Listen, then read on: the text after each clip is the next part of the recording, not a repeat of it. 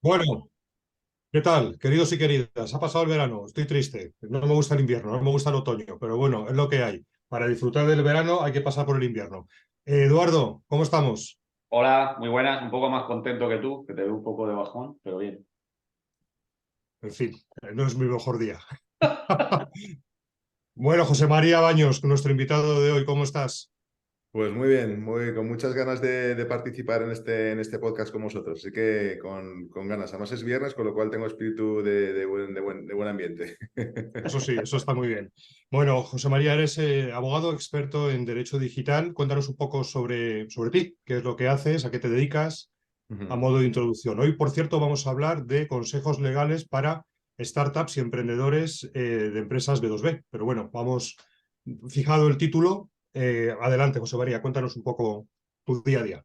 Sí, bueno, pues nada, yo por contar un poco mis inicios, bueno, yo empecé me llevo dedicando al derecho unos 20 y pico años, 23 años concretamente. Empecé asesorando compañías tecnológicas, tuve la suerte de empezar siendo el primer abogado de Google en España en el año 2003, cuando empecemos, con lo cual al final pues ya me fui especializando en esta parte. En el año 99 había hecho un máster de Derecho a las Telecomunicaciones y ya con el paso de los años pues la tipología de clientes a las que he ido asesorando pues son compañías que están en el sector tecnológico, startups, bueno, inversores, y siempre he estado relacionado un poco con la tecnología.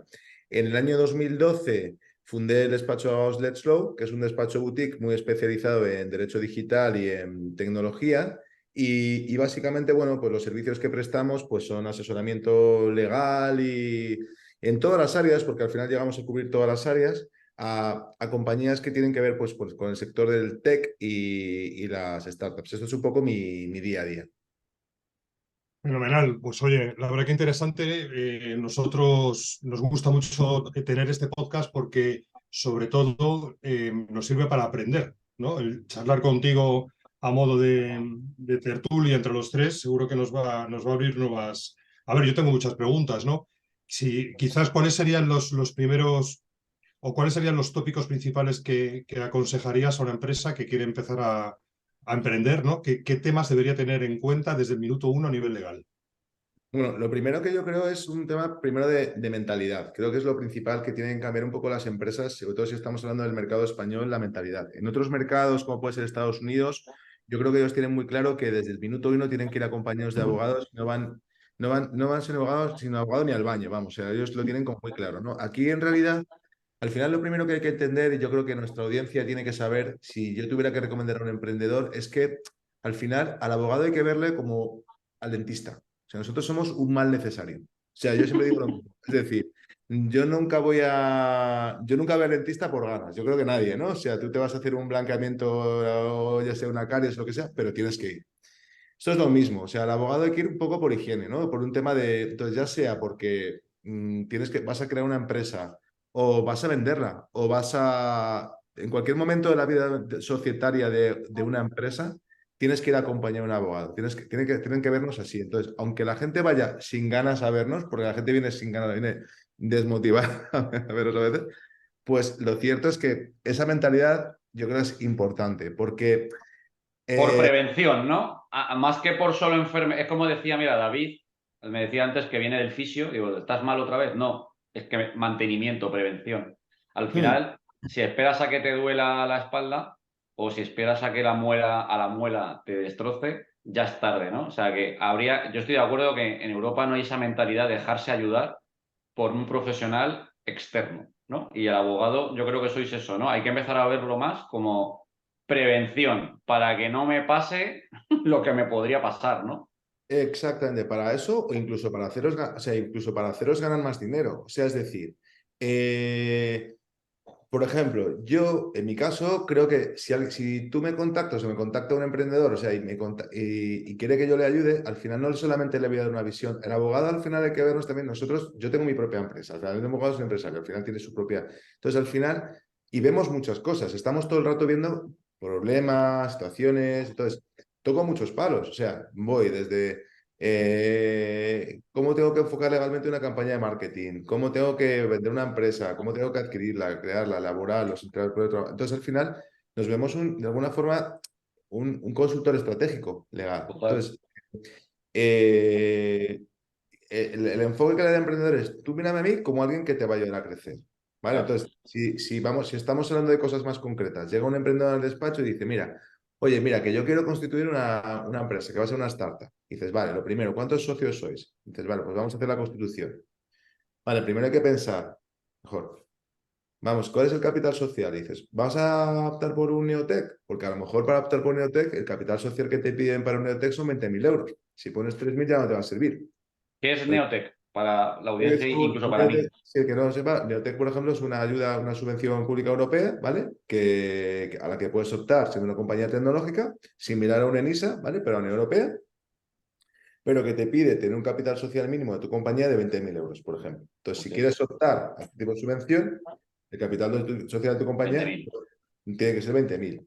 Eh, por ejemplo, dices, oye, ¿cuántos socios vais a ser? Bueno, pues si van a ser varios socios, bueno, pues vamos a hacer un pacto de socios, ¿no? Entonces, claro, el pacto de socios es fundamental porque hay que saber qué socios van a ser y cuáles van a ser las reglas del juego. Porque, claro, es decir, desde cuál va a ser el equity que va a tener cada socio en la sociedad, a cuál va a ser el rol que va a tener cada uno, qué es lo que quieren pactar entre ellos, toda esta parte, ¿no? El pacto de socios es fundamental.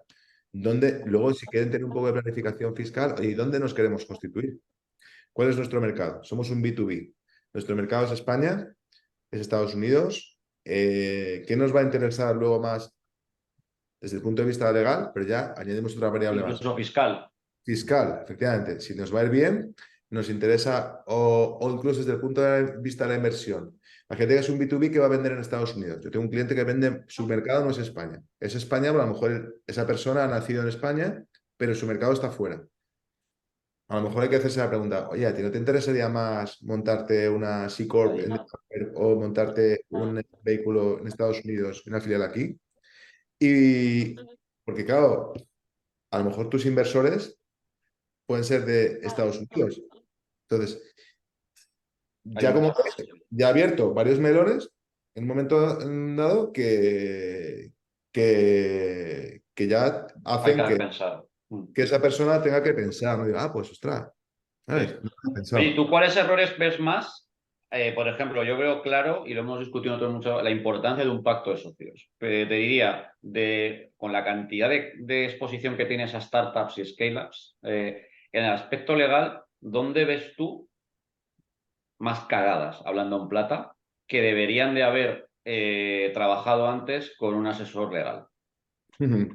A ver, yo lo que creo que muchas veces se empieza y se prescinde del asesor legal y entonces lo que veo que hay muchas cagadas a veces es, imagínate, pues el otro día tengo un caso, pues oye, el fundador de una empresa que tiene otros dos socios pero no tienen pacto de socios, entonces están trabajando, cada uno se supone que va a tener un equity, pero de repente hay uno que se desvincula del proyecto, pero tiene participaciones sociales de la compañía, imagínate que tiene un 30%.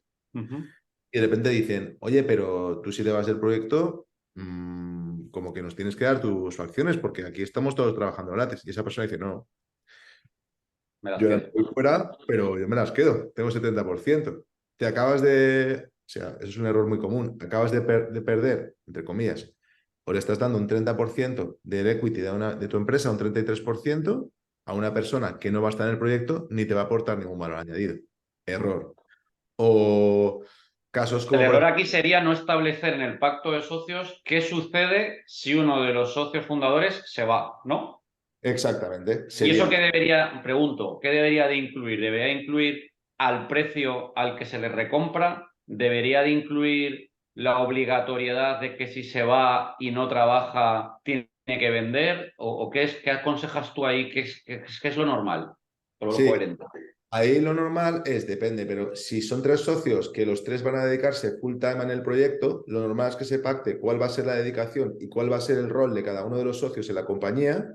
¿Okay? Y efectivamente, y que se pacte en una cláusula que diga que si ahí se diferencia entre good liver y bad liver.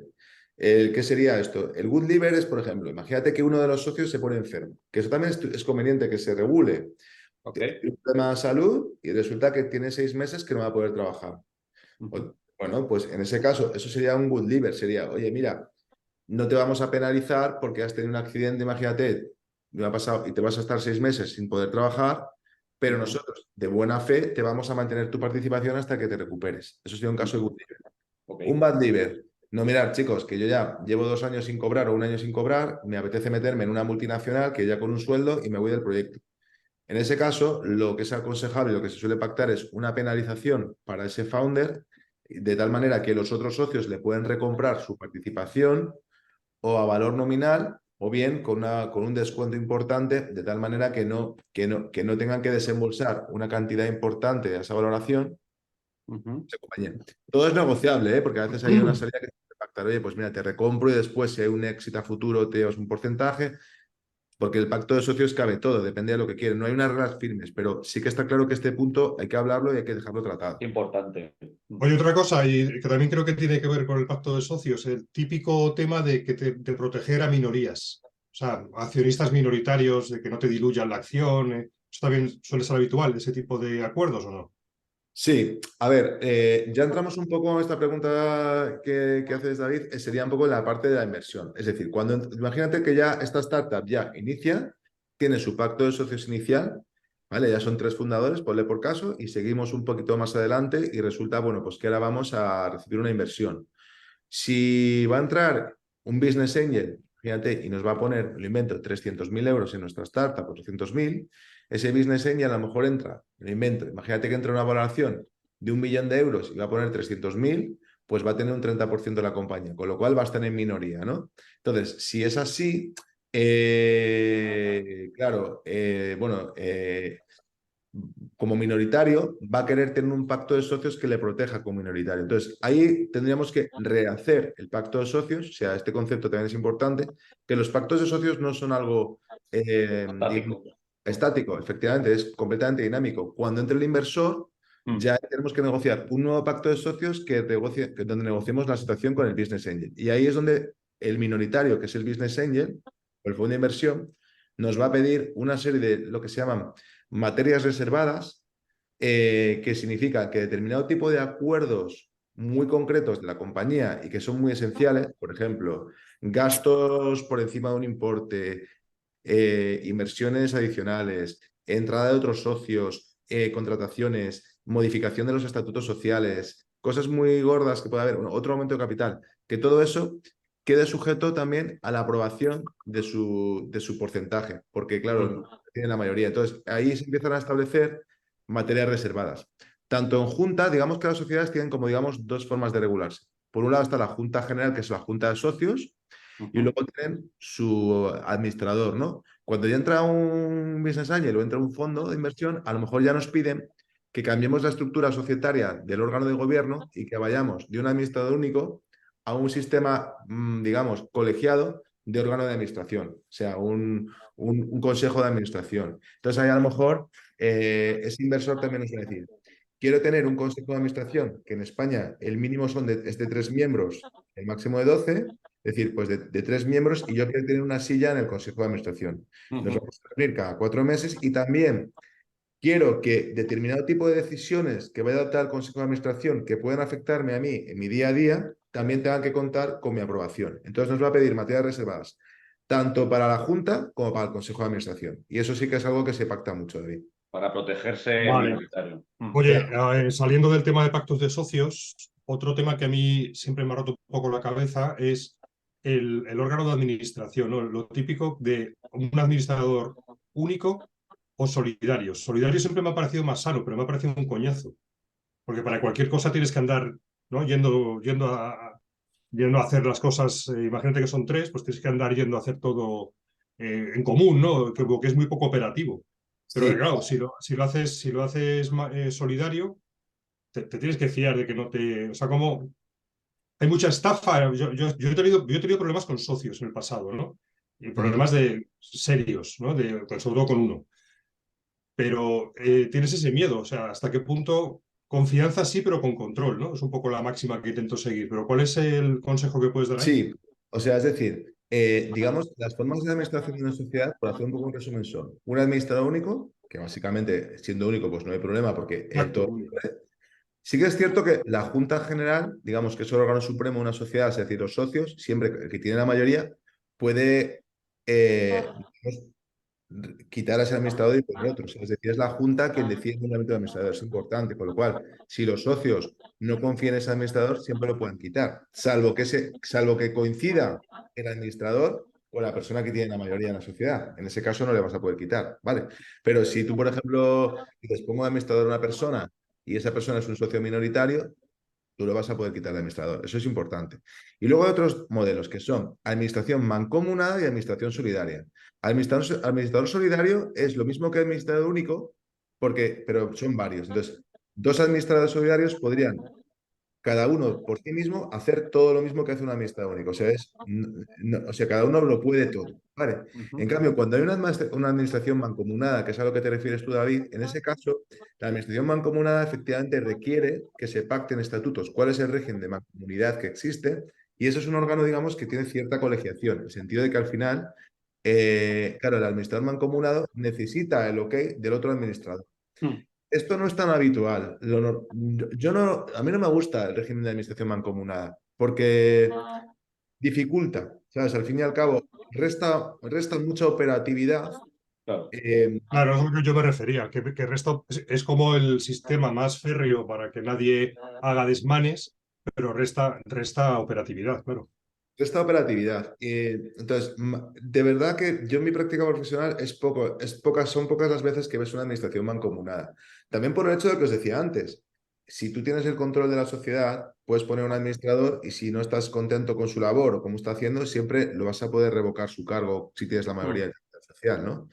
Y luego, en vez de una administración mancomunada, lo que sí que se ve ya, sobre todo en compañías que tienen ya mayor volumen, ya si imaginemos que esta startup va creciendo, ya es más scale-up o ya tiene otro tamaño, ahí lo que se va a pedir siempre es que tenga un órgano de administración, que tenga un consejo de administración. Que el consejo de administración ya es un órgano colegiado, pero en los estatutos y en el pacto de socios vamos a regular cuál es su funcionamiento, vamos a regular quiénes son las personas que van a ser consejeras. Ahí vamos a poder regular, pues normalmente van a ser consejeros los fundadores, van a ser consejeros los inversores o por lo menos los lead investors, los inversores principales o los que tengan más poder. Y luego, y dirás, claro, pero el Consejo de Administración, ¿cómo podemos hacerlo operativo? Se estará preguntando a alguien. Pues mira, para hacerlo operativo, designamos un consejero delegado, que lo habréis escuchado muchas veces. El consejero delegado, uno o dos, ¿vale? Que puede tener también su atribución de funciones, digamos, tiene delegadas, como su propio nombre indica, las funciones del órgano de administración. Entonces, es quien va a poder hacer que el órgano sea operativo, porque claro, si tenemos un órgano de administración de 5 personas, si necesitamos la firma de los 5 para todo, es imposible. Entonces, la recomendación es que haya un consejero delegado para no restarle operatividad al consejo de administración y luego, por otro lado, tenemos nuestro órgano colegiado de consejo de administración con su pacto de socios y su regulación en cuanto a la adopción de acuerdos, etc. También hay veces que pueden pedirnos un observador, que algún inversor diga, bueno, yo no quiero tener un puesto en el consejo, pero quiero ser un observador, que es alguien que asiste a los consejos, pero que simplemente viene como observador, no tiene voto pero esto a veces se pide, para que lo sepáis. Muy bien. Ok. Muy bien. Oye, y Eduardo. yo te quería preguntar, hemos hablado de un error muy frecuente, no tener pacto de socios o no detallado.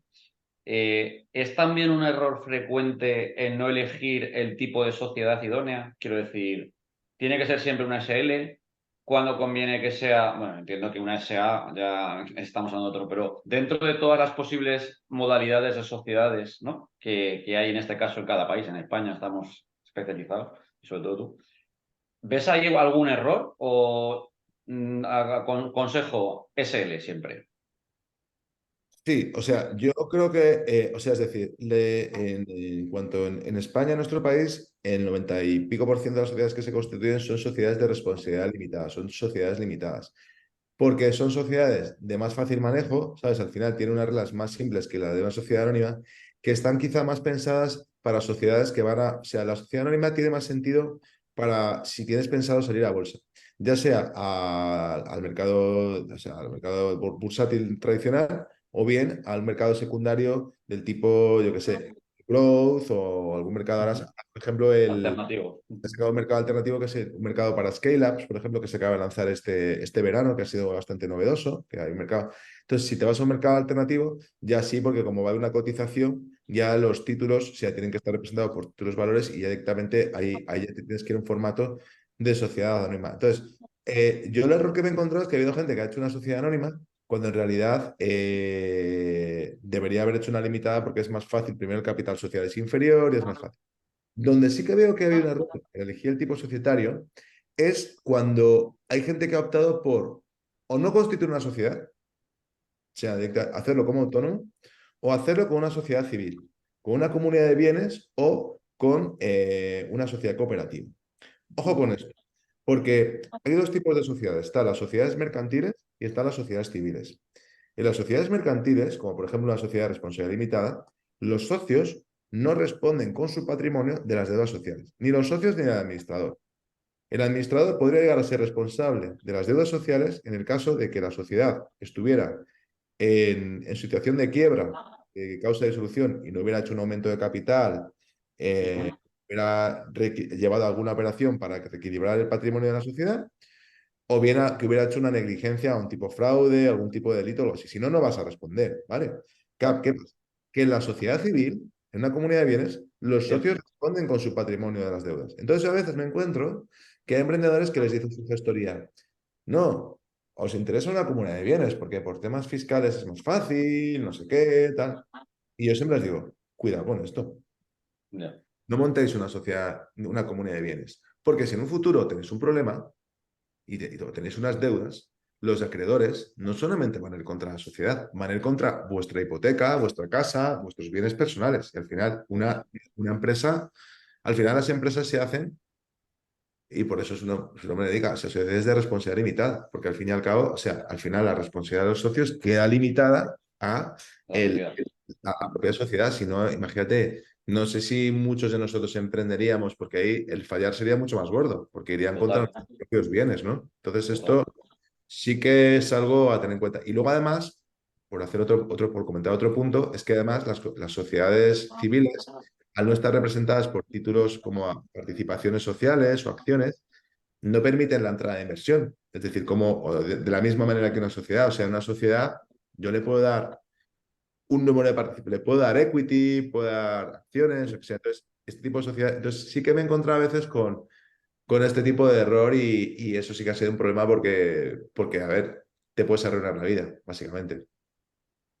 Oye, sobre el tema que estabas mencionando de cuando las cosas van bien, pero cuando van mal, pues también hay que tener en cuenta y ser previsor, ¿no? El tema de, por ejemplo, pues saber cuándo articular y cómo, en caso de ser necesario, un concurso de acreedores, la responsabilidad real que asume el administrador, porque, por ejemplo, tengo entendido que si las cosas van mal y no has declarado el concurso o no has iniciado nada, si las pérdidas superan la mitad del capital social, es que lo estás haciendo mal. Y teniendo en cuenta que el capital social de una empresa normalmente son 3.000 euros, una SL, en cuanto tú tengas unas pérdidas de 9.000, ya deberías estar haciendo cosas para prevenir que luego no tengas responsabilidad personal como administrador.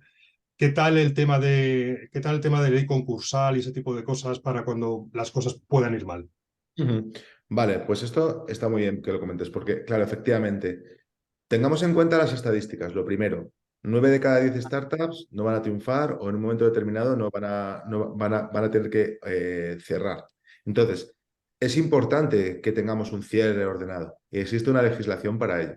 Entonces, efectivamente, si lo que comentas, esa situación es cuando las pérdidas de los fondos propios o sea, están reducidos y dejan el capital social reducido en más de un 50%, la sociedad está en lo que se llama en quiebra técnica o en causa de solución.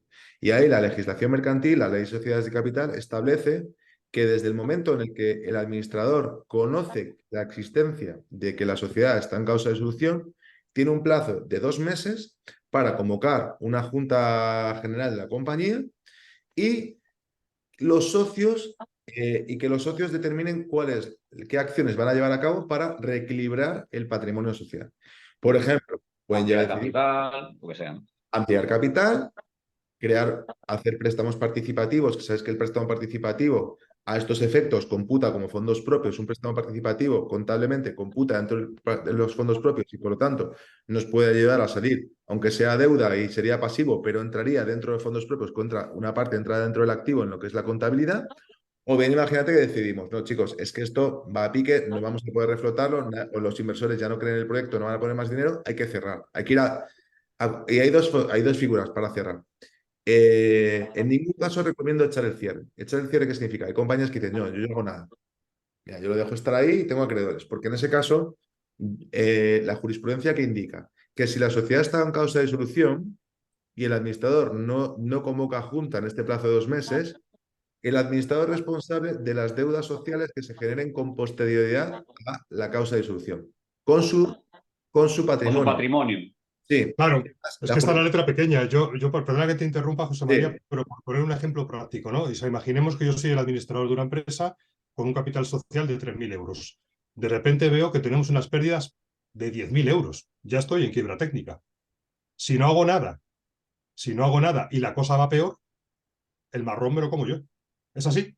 Así es, claro, si no haces nada y tienes acreedores, los acreedores pueden demandar primero, o sea, para demandar a la compañía, pero si la compañía no tiene bienes para hacer frente a la deuda, que no los va a tener porque esa sociedad ya no va a tener, lo va a tener, imagínate, los bancos a cero y todo, van a ir contra ti. Y entonces, ¿qué pasa? Que ahí, eh, y yo he tenido este tipo de procedimientos, y además es triste porque, a ver, claro, y además la jurisprudencia establece que es una responsabilidad objetiva.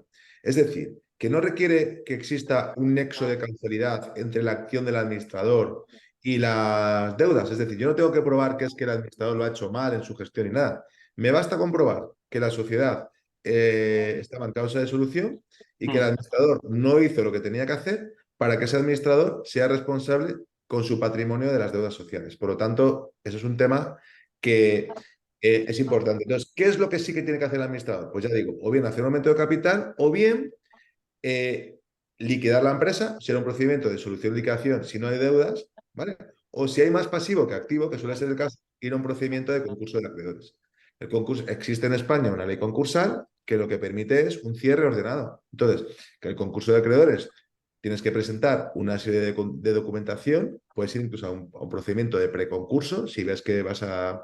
Y vamos a ver, además, la ley concursal está diseñada de tal manera que para las empresas es muy beneficiosa porque permiten una serie de hacer un plan de reestructuración y todo, que permiten unas quitas y una quita es una reducción de la La deuda deuda. y unas esperas, es decir, y unos plazos de pago súper beneficiosos. Es decir, ahí el acreedor sale un poco perjudicado, un poco bastante, sale bastante perjudicado, no vas a recuperar todo el importe, pero de alguna forma la empresa tiene la posibilidad de reestructurarse. O si, eso sí fuera un plan de reestructuración, o la ley concursal también hay veces que dicen, no, mira, si ves que no, esto no tiene arreglo, cierras y ahí cobrarán. Sabéis que en la ley concursal hay acreedores que tienen un privilegio especial, créditos privilegiados, créditos ordinarios y créditos subordinados. Pues aquellos créditos se va atendiendo conforme al privilegio que tiene cada acreedor y cuando se acaba el dinero y se acaban los activos a liquidar, el que no, muchos de los concursos, pues los acreedores no cobran. Pero Cómo se establece cuando una empresa está en concurso quién es el acreedor prioritario? ¿Cuál es el criterio?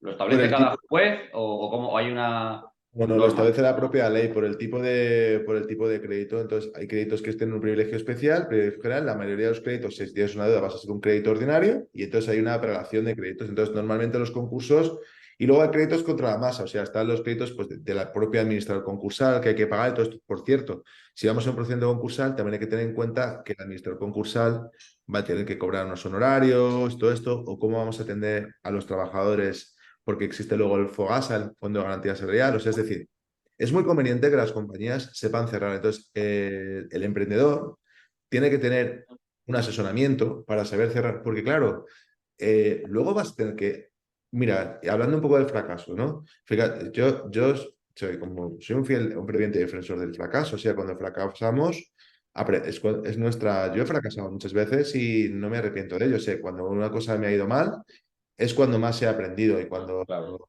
he cagado en algo y digo, joder, ¿cómo he hecho esto? Y tampoco me voy aquí a flagelar y en plan, pues nada, es una oportunidad para aprender y mejorar. Pero lo que yo siempre digo es, vale, cuando montas una empresa o una startup, sabes que las probabilidades de fracasar son altas. Entonces, si fracasas en un proyecto, pero después lo has hecho bien, en el mercado se va a hablar bien de ti. En cambio, si has dejado un cadáver ahí en el armario, has dejado un lío y has hecho las cosas mal y has dejado a los trabajadores sin pagar malmente y tal, te has ido. Entonces, en ese caso, quizá te va a resultar. Te cierras puertas a futuro. Sí, sí, Eso es. me parece, es verdad. Hay que tener eso en cuenta porque mucha gente piensa, bueno, ya estoy en la ruina a otra cosa y no es así. Tienes que salir mal, pero de una manera estructurada, ¿no? Porque si Sí, no, claro, tu normalmente. reputación, Sí, incluso, mira, os digo, los fondos de inversión normalmente suelen incluir una cláusula en los pactos de socios, que es bastante habitual, que se dice, mira, si te vas a concurso, yo tengo derecho a venderte mis participaciones por 1 euro. Entonces, el fondo normalmente en esos procesos no quiere estar. Entonces, dice, mira, si va mal, porque ellos ya dicen, "Oye", porque para ellos es o sea, ellos han invertido y Marrón, claro. asumen, además los fondos de inversión, bueno, van a poner un dinero ahí que saben que ya se puede asumen. perder. Sí, además lo asumen que lo van a perder, ¿no? En muchos casos, ¿no? Luego ya su rentabilidad la sacarán de la empresa que vaya bien, ¿no? Entonces, Claro.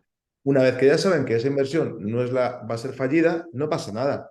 Te venden sus participaciones, no van a estar en ese proceso, pero siempre van a estar con ganas de poder estar en otra futura inversión tuya, porque, oye, creen en ti, ¿no? Oye, José María, otro tema. Yo también he tenido bastantes fracasos, como tú has mencionado. Menos mal que ahora estoy como socio con Eduardo, que es un tío sensato y mucho mejor empresario que yo. Pero yo, los mayores quebraderos de cabeza de sensación absoluta de no solo indefensión o desconocimiento, sino hasta impotencia, es cuando he tenido problemas con las administraciones públicas, léase Seguridad Social o Hacienda. Eso es un infierno, porque además hay las sensaciones que es, no, primero, para que te reciba alguien que realmente, el funcionario de turno, porque además ahí me ha pasado situaciones de verdad kafkianas. O sea, de ir por la mañana a solucionar un problema y que me toque un funcionario A, de no solucionármelo y además en plan bastante prepotente, a ir al día siguiente, que me tocase el funcionario B, amabilísimo, y que me lo ha solucionado en media hora. O temas como que tengas una deuda con Hacienda y de repente mandan una cartita a todos tus clientes. Oiga, en vez de pagarle usted a este señor, me va a pagar usted a mí. Lo cual, bueno, lo entiendo, si yo eso lo entiendo, pero fíjate el destrozo que te hace de cara al prestigio delante de todos esos clientes, ¿no? Cuando a lo mejor has tenido un apretón, que no es una cosa puntual, bueno, lo que sea. Ahí sí que yo muchas veces he dicho, joder, ojalá hubiese tenido a mi lado a alguien que me hubiera podido asesorar, defender en estos casos que nos pueden ocurrir a todos los empresarios. ¿Eh? A mí me ha ocurrido en el pasado y ya te digo que sentía una indefensión y una impotencia tremenda. Administraciones públicas, ¿cómo lidiar con ellas? Sí. A ver, sí, nos ha pasado a todos. Al final, la administración, creo que digo, es como la máquina de picar carne. O sea, al final ellos no están un poco en el mundo emprendedor y no tienen un poco, la administración no siempre se pone en las carnes de la empresa privada, ¿no? Entonces, bueno, las cosas están cambiando, pero van lentas, ¿no? Y sabemos que no están en lo nuestro. Entonces, lo primero que hay que hacer, volviendo al principio, igual que decía que es importante tener un buen pacto de socios, es súper importante tener un buen asesor fiscal y contable a tu lado. O sea, eso es esencial. O sea, es decir, tienes que tener un equipo de asesoramiento fiscal y contable, que nosotros lo tenemos, donde realmente la compañía, o sea, y si puede ser con herramientas que te permitan conocer, hoy en día hay herramientas contables y fiscales que te permiten conocer en tiempo real tener un dashboard de la compañía y cuál es la situación financiera de la empresa. Entonces yo siempre digo, ten un buen fiscalista y un buen contable, porque al fin y al cabo, si luego imagínate que tenemos una inspección de IVA o de sociedades y resulta que no tenemos la contabilidad bien hecha, pues nos puede venir la administración y meternos una inspección y ahí ya es... Ahí mm, siempre te van a sacar algo. te van a poder sacar algo. Entonces, como te van a sacar algo, mejor tener las cosas bien hechas y estar bien asesorado. Entonces, cuidado también con las estructuras fiscales internacionales a veces de, no, pues que a mí me viene gente, no, me voy a montar una empresa en Estados Unidos y voy a tributar cero, porque yo, pero digo, ya, pero ¿tú dónde vives? En España, y el negocio lo tienes en España, cuidado porque a lo mejor ahí te pueden transparentar la renta y al final te viene Hacienda y te dice, no, chico, Tú vives en España, eres residente fiscal en España, tu sociedad española, entonces, si te vas a hacer un montaje de, no, es que me quiero ir a no sé dónde porque tributo menos, ya, perfecto, pero realmente sí tiene que tener un motivo económico válido y tienes que estar asesorado correctamente, ¿no? O sea, entonces, creo que es importante tener un buen asesoramiento fiscal para saber dónde me interesa constituirme y realmente que eso tenga un sentido fiscal y luego tener un buen un sistema de, oye, de fiscalidad y contabilidad que me permita tener la contabilidad ordenada.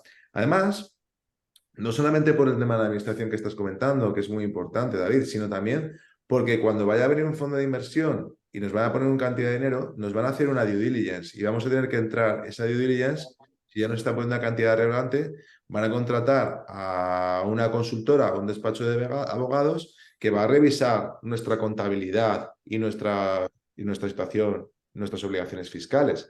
Porque precisamente ese inversor lo que no va a querer meterse es en una compañía que no tenga una contabilidad fiable, fiel a que, o sea, la contabilidad sabes que tiene que reflejar una imagen fiel del patrimonio, ¿no? O sea, que realmente refleje la realidad de esa sociedad y no se va a querer meter en una sociedad que tenga posibles contingencias fiscales, que mañana puede tener una inspección de Hacienda o imagínate, y lo mismo digo en seguridad social, que dijeras, no, yo voy a tener trabajadores, pero todos los voy a pagar en B, o los voy a tener todos autónomos. No, es que a lo mejor son falsos autónomos y mañana te va a venir una, o yo tengo compañías hoy en día que, mira, las escuelas de negocios, o si te dedicas al delivery, o hay algunos negocios de startups, digamos, de la nueva economía, que incluso por sus modelos de negocio tan rompedores, pues plantean dudas legales. Hemos tenido la sentencia, hemos tenido una ley Rider específica de temas laborales, porque sabéis que en España se ha regulado Grandes multas. las multas. Entonces, también es verdad que esa parte, digamos, con las administraciones la tenemos que tener en cuenta. O imagínate, si somos una fintech, pues tenemos que tener en cuenta que a lo mejor para actuar debemos contar con una autorización del Banco de España o de la CNV, ¿no? Entonces, esa parte administrativa también es muy importante que estemos asesorados. Total. Oye, ¿y has tenido en tus clientes alguna consulta? Está muy de moda o ha estado muy de moda el tema de Estonia, ¿no? Pues es un país que da unas ventajas al emprendedorismo brutal. He leído muchos artículos, nunca he montado nada allí. Facilidades para constituir, costes de constitución bajísimos. Quieren atraer, ¿no? Mucho inversor digital. ¿Has tenido esta casuística? ¿Tienes alguna experiencia ahí? Sí, o sea, al final, o sea, la ventaja que tiene la Estonia es que es un país que ha hecho la e-residency efectivamente, y la ventaja que tiene principalmente es que puedes establecer tu residencia fiscal en Estonia, ¿vale? Con un sistema de gestión digital, ¿vale? Entonces puedes gestionar tu empresa online desde cualquier lugar del mundo, ¿vale? Entonces es bastante diferencial, ¿no? Y al final es muy económico y tal, ¿no? Lo que pasa es que, vamos a ver. Esto, el tema es el siguiente, lo de siempre, que te puedes montar una sociedad en Estonia, pero tienes que verlo con un fiscalista porque realmente, claro, si la actividad va a estar en España o vas a ser residente fiscal en España, claro, quizá la tributación no va a ser la misma. Entonces, poder hacerse se puede, de hecho, puedes hacerte un montaje fiscal que realmente tenga un sentido y donde puedas tener una e-residency en Estonia, pero también tiene las desventajas, ¿vale? Que realmente, O bueno, sea, la ventaja hay que para tener en cuenta entendernos, entiendo, la ventaja entiendo, que José puede tener María, que la gente lo que sus busca limitaciones. También que es verdad, es ¿eh? el impuesto a sociedades, ¿no? Al final, la ventaja es una tributación muy baja en sociedades y la facilidad de creación, o hay más que yo no sepa.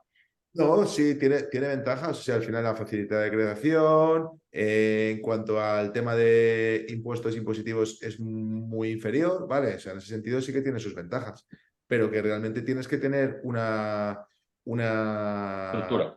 estructura, efectivamente, para realmente si te interesa, si realmente tiene sentido que lo hagas. Hmm, entiendo.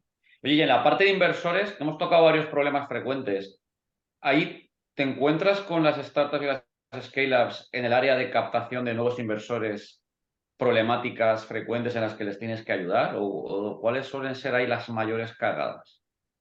Sí, bueno, nosotros en las áreas donde o sea, la búsqueda de la inversión, yo siempre recomiendo, o sea, las mayores cagadas es Lo primero, tener la parte legal bien hecha, todo lo que hemos comentado, porque, oye, al inversor le va a gustar que exista un pacto de socios. De hecho, mira, otro día estuve en una charla con un fondo de inversión y decían que muchas veces, pues claro, se encuentran que la parte legal está fatal y eso les da desconfianza, ¿no? Se tiene la parte legal hecha. Después yo creo que es importante la parte financiera también, es decir, nosotros en el despacho también tenemos un equipo financiero donde les ayudamos con desde la parte tanto de CFO externo, tenemos un servicio de dirección financiera externa, como de preparación de una due diligence financiera o incluso de alguna forma ayudarles con el business plan o con su debt y crear un cuadro financiero que le permita hablar al mismo idioma que a un fondo. Porque pensemos que muchas veces el fondo, un error que se piensa en las startups es que dicen, claro, el CEO de una startup no puede estar a todo. No puede estar al marketing, a buscar la ronda, todo esto. Entonces yo creo que es importante el tener un financiero, un apoyo financiero que te permita el poder llegar a ese tipo de fondos. Y luego yo creo que hay que rodearse de los partners adecuados. Nosotros, ya digo, una de las cosas que hacemos en despachos, tenemos nuestro departamento de fundraising y ayudamos a levantar capital a las startups. Entonces les ponemos en contacto con fondos de inversión y lo bueno es también conocer quién es el inversor adecuado para tu startup. Porque yo a veces errores que veo es que, claro, no sé, a lo mejor tienes que, el fondo al final va a ser un compañero de viaje que tengas, ¿no? O un business angel. Entonces, o incluso a veces he visto que le dan equity a un advisor, a un consultor. El otro día había una startup que le va a dar a un consultor el 50% de su empresa. A un consultor le digo, hombre, pues me parece mucho para darle, le estoy dando muchísimo. Entonces, luego se lo pienso y digo, es verdad, pues estoy dando muchísimo. Pues ya he hablado con él, pues, y lo reconducimos, ¿no? Pero, claro, es importante. Oye, voy a plantear ya la última temática porque son -10 y más o menos deberíamos ir acabando, que está más relacionado con el tema de las ventas y te voy a plantear un caso habitual en las empresas que hacemos prospección comercial, que son pues, la inmensa mayoría. Se nos plantea la siguiente disyuntiva. Yo quiero contactar contigo, yo no te conozco, tú no me conoces a mí y yo tengo tu correo electrónico de empresa. Lo he conseguido por ahí. Hay herramientas que te ayudan a conseguirlo. Entonces te mando un correo electrónico. Tú no me has dado el consentimiento ni para que yo lo consiga, ni para que yo lo guarde, ni para menos mandarte ese correo electrónico de prospección. ¿Cómo debería ser ese correo de prospección para no incurrir en la ilegalidad? Si es que hay alguna forma de no incurrir en ella. Vale, a ver, lo primero, consejo, cumplir la normativa, la ley de protección de datos. Existe una normativa de protección de datos, las sanciones son altísimas, pueden ir hasta los 20 millones de euros, un 4% de la facturación. Es verdad que para una empresa que está empezando no tienen por qué ser tan altas las sanciones, pero ya si nos pone una sanción de 60.000, 80.000 euros, vamos a tener una sanción que nos puede hacer que cierre la empresa. Claro, Entonces, la llave, hasta luego. Ya claro, está. entonces, primer consejo, cumplamos la ley de protección de datos. Luego, en relación con la pregunta concreta que haces, hay que diferenciar si son datos de personas físicas o de personas jurídicas. Es decir, si yo tengo un Jurídicas, evento jurídicas. y te conozco a ti y te digo, hombre, hola David, ¿qué tal? ¿A qué te dedicas? Y me dices, oye, pues mira, ¿te parece que hablemos un día y quedamos para vernos? Y tú me das tu tarjeta, ¿no? O me das tu LinkedIn, lo que sea. La ley de protección de datos establece que los datos de contacto profesional, incluyendo dirección de correo electrónico, teléfono y datos de contacto, se considera que el poder contactarte a ti no requiere el consentimiento. Hay una cosa que se llama base de legitimación, que es lo que nos legitima para contactar a alguien en materia de protección de datos. Entonces, ahí se entiende que yo te puedo contactar a ti y te puedo contactar. Oye, David, te conocí el otro día en el evento de no sé dónde y me gustaría que nos reuniéramos para ver qué hacéis en Outbounders y todo esto. Eso es perfectamente legal, porque la base de legitimación se llama el interés legítimo, es un interés legítimo, ¿vale? Pongo un matiz te pongo un matiz, José María, en este ejemplo que me estás desarrollando. Imagínate que yo, ese correo electrónico tuyo, no me lo has dado tú en ninguna tarjeta ni no ha habido una entrega de ese dato por tu parte hacia mí, sino que yo simplemente lo he deducido. Pues Eduardo Laseca, Outbounders. Bueno, pues eduardo.laseca@outbounders.es, no es muy difícil. Y yo le mando a Eduardo un correo electrónico en el cual simplemente le digo, hola Eduardo, veo que te dedicas como yo al ámbito de las ventas B2B, me gustaría preguntarte, ¿cómo estáis resolviendo tal problema?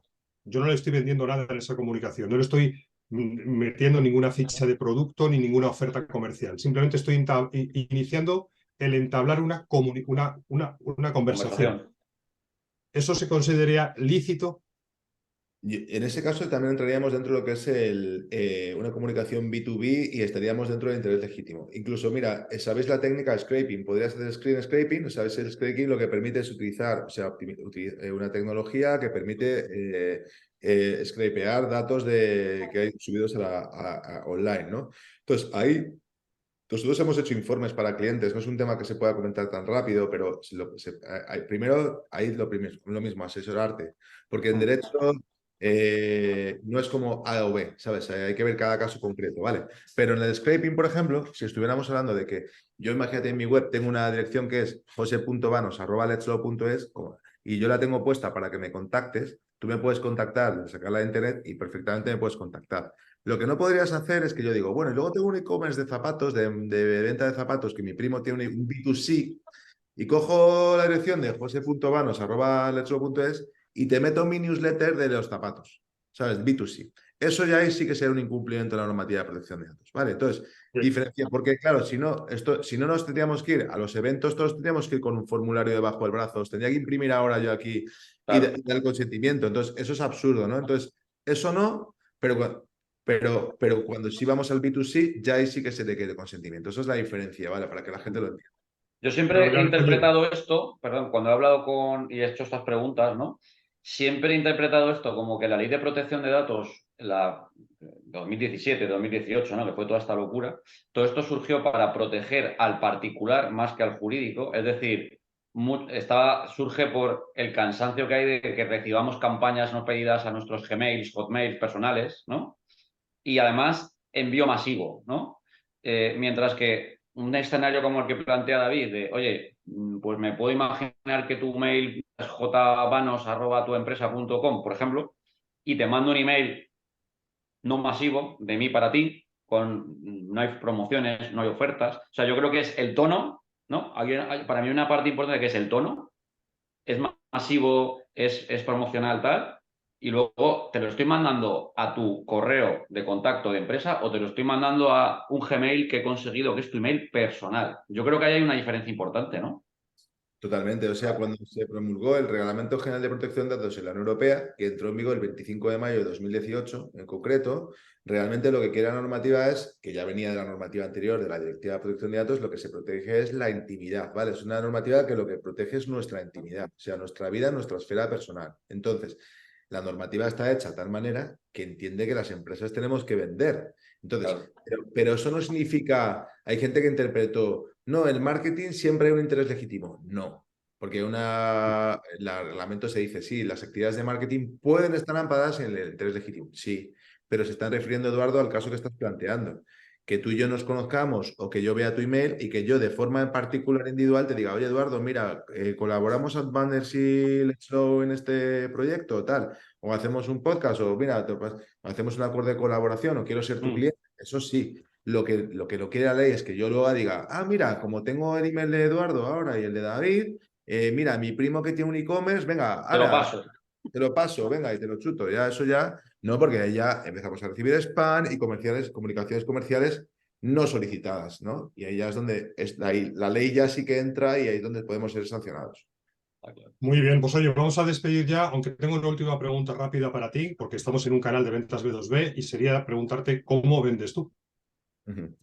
A ver, yo lo que creo que lo que vendo es transmitiendo confianza y cercanía. Al final los abogados, como decía, nadie quiere venir a vernos, con lo cual por lo menos pues hay que ser. Bueno, tengo un cliente que me dice que dice que le caigo bien, entonces yo creo que es importante caer bien, o sea, es decir, que la persona le caes bien y luego que tengas confianza. Yo creo que hay que transmitir confianza y luego hay que serlo y, o sea, parecerlo y luego serlo, ¿no? Y luego yo siempre digo, bueno, hay que parecer que eres bueno, pero luego también lo tienes que ser, ¿no? Entonces, yo veo esas dos partes. Yo vendo entonces, pues lo que vendo yo es confianza, porque la gente cuando contrata a un abogado son cosas muy serias y tienen que confiar en ti.